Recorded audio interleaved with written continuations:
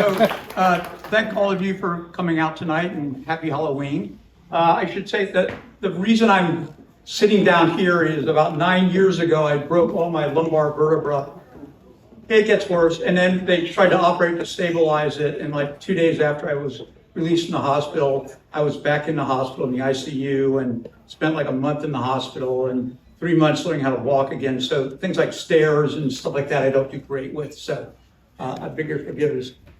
When Carolyn asked me to do this, she sent me an email, and I was aware of the Cocktails and Chromosomes series, and she said, I'd like you to do it. The next October one's on Halloween, and you'd be a perfect Halloween speaker. My first reaction to that was, what the hell? I'm not exactly sure I'm comfortable with that. So I started thinking as I read that, well, I've always had an interest in DNA forensics, even though I don't actually do it in serial killers. So I thought I could, that's what she wanted. And I read further down the email, it's like, oh, bats, yeah. Okay, I can do that too. So we're gonna start off by talking about bats. And it is, as I will come to later, that said bats as I got into it. So I started doing bats, I should say, working on the bat genomics prior to COVID.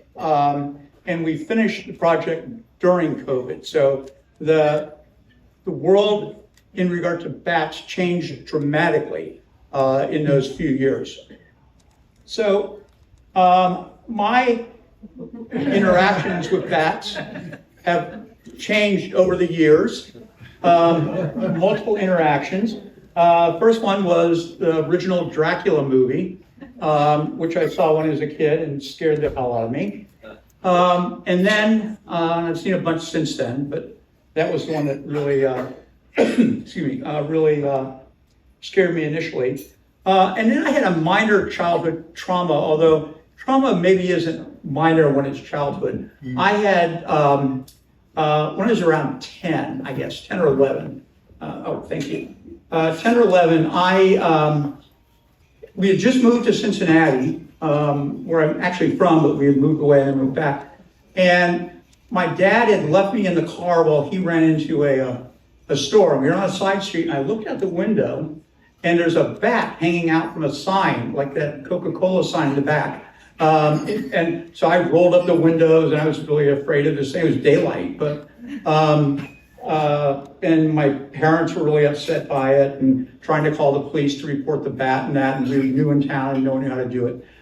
So I was traumatized as a child, and then I moved to postdoctoral fellowship after going to college, grad school in Austin, Texas. And Austin, for those of you who don't know, is in actually a bat migratory flyway. So during certain times of the years, it's filled with bats. They're all over the place. And I was in my lab one time in Austin, and I walk out of the lab, and this was like 10 o'clock at night. I walk out of the lab, and there's a bat hanging from the ceiling. It's like, yeah, it keeps coming. And so I called security, and as opposed to University of Michigan, where security had a mag light and a pepper spray, because of actually a large mass murder in Austin, Texas, at least largely because of that, police there are heavily armed, the campus police. So again, this is like 10 o'clock at night, and this woman comes strolling down the hall with a 12-gauge pump gun. And I said to her, I said, I don't want to tell you how to do your business, but that's going to make a hell of a mess of the ceiling tiles. Fortunately, she laughed. She said, no, it's just if it was flying around and threatening people, I would have to shoot it. But if not, which it's not, we'll call animal control. And there was a guy who literally called himself Batman, who went around UT Austin buildings getting rid of the bats. And he was, get all this protective gear and stuff. So that was my next experience with bats. Then a few years later, I was working at the National Institutes of Health in Maryland, and I came back from lunch one day and walked into my office. I shared with another person. I look at my desk, and there's a dead bat sitting on my desk. And it's like, okay. And so, it was there, and I again called NIH security, and they took it out, and the county, Rockville County, Maryland, did testing on it to make sure it wasn't rabid, which was a big danger with bats, actually. And then I went to Sydney, Australia, and it got way worse. And the reason it got way worse is I'm walking in the Royal Botanic Gardens. I'd never been to Sydney before. They have lovely botanic gardens there. I'm walking around, I'm looking at the trees, and walking through. It was a nice day, and I look up and I see this. And they've since gotten rid of them, but at the time there were about 22,000 gray-headed flying foxes living there. And these things are about a foot long with 3-foot wingspans. And so I look up, and the trees are just filled with them, and I'm trapped in this area. So I finally go to there was an area where they had gift shops and concessions and stuff, and I went there and had about 6 good Australian beers that warm up enough that I could, walk by the bats, like this, walking out. And that was my early experience with bats. Not favorable, I might add. And then I got to my more recent, and this is about 2017, experience with bats. I heard Dr. Emma Teeling of University College Dublin give a talk at a meeting called Advances in Genome Biology and Technology. And she gave a keynote there, and she talked about bats. And she was just beginning efforts to study bats and sequence their genomes. And they're interesting for a variety of reasons other than scaring the crap out of me in my youth. They're the only mammals that can fly. They also, most if not all species, track things by echolocation. In other words, they send out sound waves that they can hear, and then that helps them find their prey. Bats eat, a lot of species eat insects. Some fruit bats are pollinators. Vampire bats eat blood from mammals. And there are actually some bats that even fish. They swoop down like an osprey and grab fish out of the water. So they have a lot of lifestyles. And there's actually more species of bats than any other group of mammals except for rodents. So there's about a little over 1,000 species of bats. But they also have a lot of really interesting biological properties. One is that they can host and tolerate, without getting sick, a lot of viruses. And I mean like nasty ones, like rabies, Ebola, really terrible ones. They also have a very low to no cancer rate, most of them. In fact, some experiments, even trying to give them cancer, they can't. The way you give a mouse cancer, for instance, they don't get cancer. They have a very finely tuned immune system. And by that, I mean, it works very well, but it also doesn't over-respond. You heard in the early days of COVID about people dying of cytokine storms. And this was true with other viruses. Bats don't get cytokine storms. There's a part of bacteria that you can inject in a mouse, or for that matter, a human, and they go into shock and die from their immune system and the cytokine cascade. You do that to bats and nothing happens. They just, their immune system's very effective, but it doesn't overreact. In addition, they have a long lifespan.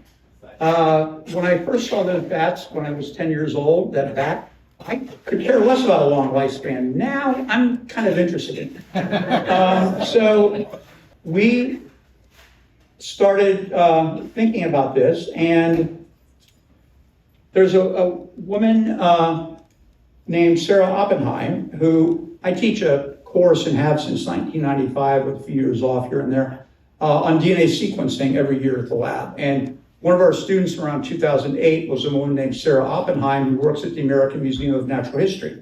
She was collaborating with some people in my group, and she was out visiting, and we're always teasing each other. And I pointed at her and I said, bats. And as I would expect, she said, Dick, what the hell's wrong with you this time? And I told her why I was really interested in bats. And she said, do you know Nancy Simmons? I said, no, who's that? She was, at the time, was the director of mammalogy at the American Museum of Natural History, and she's a bat specialist. So we immediately, as in like that day, called her and told her we were interested in this. And she said that she was leaving later in that week to go to Belize. There's an eco lodge down there that in the summer, this was in July, in the summer, they close it down because no one wants to go there because it's too hot. And they open it up to be a bat research center. And they let lots of bat scientists congregate there. And so she went down there and we told her about this, and she grabbed a couple of bat specimens and brought them back to look at them. This shows the lifespan. So there's a general tendency that the bigger an animal is, the longer it lives. Average size, not like bigger humans don't live more than smaller humans, but humans live longer than rats or mice. Humans live about 70 years, whatever, and mice live like 3 years. Certain whales live 200 years. So it became very interesting, and it's shown here where you can actually see most mammals, and there's this interesting blurb here, most mammals, there's a quotient of their lifespan and their body mass. So like whales would be out here. These are bats, literally off the charts. And one of these, I think it's, one of these, I think it's this one. There's a bat that is about the size of a large bumblebee. It's about an inch long, that was captured, tagged, released back into the wild, and then recaptured 41 years later. Oh my God. So again, compared to a mouse, which was 3 years in captivity.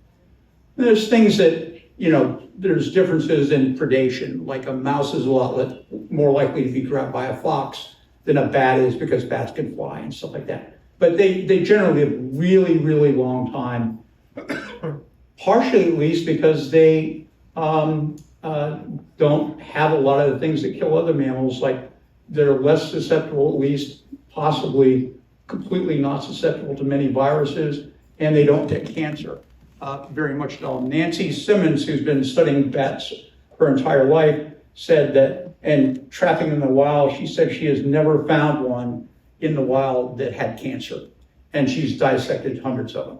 She said it just doesn't seem to happen. So this seemed like a really interesting project. So working with other labs at Coldstream Harbor, and Nancy and Sarah Oppenheim, we sequenced 2 bat genomes from Belize, where Nancy captured them. Again, this was about 2017. And when we looked at them, a number of things, I don't want to show a lot of slides to a lot of the scientific talk, but one of the things that's really interesting, there's a gene in all mammals called P53. It's sometimes called the guardian of the genome. About half of human cancers have a mutation in this gene. And when we looked at the bat version, this was work done by Adam Siepel's lab, in Adam Siepel's lab. It's actually, all of these are bats, and these are non-bat mammals. All the bats that we sequenced, as well as ones we found in databases, have this is a lysine, an amino acid, missing from their P53 gene, protein, and it's in an area that's known to be functional in P53. So this gene will behave differently, we don't yet know how, than the genes in these other organisms. Again, in a very, very important gene in our genome that's responsible for many of our cancers. Armin and Adam also looked at, again, we had done whole genome sequencing on them, so we had the entire genome, and in looking at the entire genome, we looked for things that were positively selected. In other words, that bats had but other mammals didn't have. just single base changes out of the 2 billion bases in the bat genome. Our genome's a little bigger, it's about 3 billion bases. And we found a number of those that appeared to be positively selected through evolution in all the bats. This is all bat species, and one of these, Desmonas rotundus, is actually the vampire bat. Somebody actually sequenced a bat that had vampirus or something in the name of the species, and it actually isn't the vampire bat. That's just some other bat. They sequenced the wrong one, but it wasn't us. So. All these species of bats had positive selection. And the way this is done is once genes are found, because again, there's billions of bases in the genome and tens of thousands of proteins, they're clustered in things called Go terms, which stands for genome ontology. So a Go term might be DNA replication. So they're all the proteins that are involved in DNA replication. And when this was done on all the things that were found to be selected in bats, it found 10 different Go terms that were enriched in bats, for positively selected in bats. 8 of those were involved in immunity. So inflammation was one of those. As I said, bats don't get the same inflammatory responses we do. Interleukins, interferons are different. You've probably heard of those again in context of COVID, if not in other places. Those were all different in bats, as you kind of expected, but it was nice to actually see it was true. Another one that was different is when any animal generates energy, part of the byproduct of that is generating what are called reactive oxygen species. Those make us age, and they can break down cellular components. And one of the 2 that weren't in the top 10 that were not related to immunity was actually reactive oxygen metabolism. So they had a different way of doing that. And we first started doing this when we were talking about some other species. I said, I'm much more interested in how an organism that generates huge oxygen, reactive oxygen, because they generate huge amounts of energies in order to fly. That's an incredibly energetic process. Much more interested in that than something that spends its life swimming in ice water like a blue whale does. And in fact, reactive oxygen metabolism was one of the other things that was enriched. So, as I said, we started this pre-COVID, but it was finished last year, actually. And the way scientific journals work is they'll pick a few articles each issue, and they'll send out press releases to the media, and under what's called embargo. So they're not supposed to write anything about it until usually a day or 2 later. But they give the articles, the news media, a little extra time to write an article before it comes out in the popular press. They give publicity for it. I actually first heard about this when a reporter who was at Forbes at the time and was using me as a source for a few things genomic, emailed me some articles that were coming out 2 days later in Science. He said, I think these are important. What's your take on them? They in fact were, I thought, really important. So they do that. And so Genome Biology and Evolution, where we published this, sent out a press release on this, at least partially because of the COVID, and we got picked up in the popular press. If you're, probably most people around here are more familiar with this. This is one whose most famous headline was Headless Body and Topless Bar. Great headline. True story, unfortunately. My wife's a big fan of The Guardian, which is sorry, not The Guardian, she uses that too, the Daily Mail, quite different papers. Yes. If you're not familiar with The Guardian, if you wanted to find an article explaining how the Pope had been captured and replaced by a Martian. The Daily Mail is your paper. So they emailed us, you know, can we get a quote from you about the paper? My wife says, you have to get a quote in the Daily Mail. And so I emailed back, and I did. And actually, in both these cases, the articles are actually quite good. The articles make, you know, a really, you know, the headline's sensationalist, but the articles are actually quite good. The comments make me really frightened for the future of the human race, but yeah, but the articles were quite good. That leaves us with bats, and my work here is done.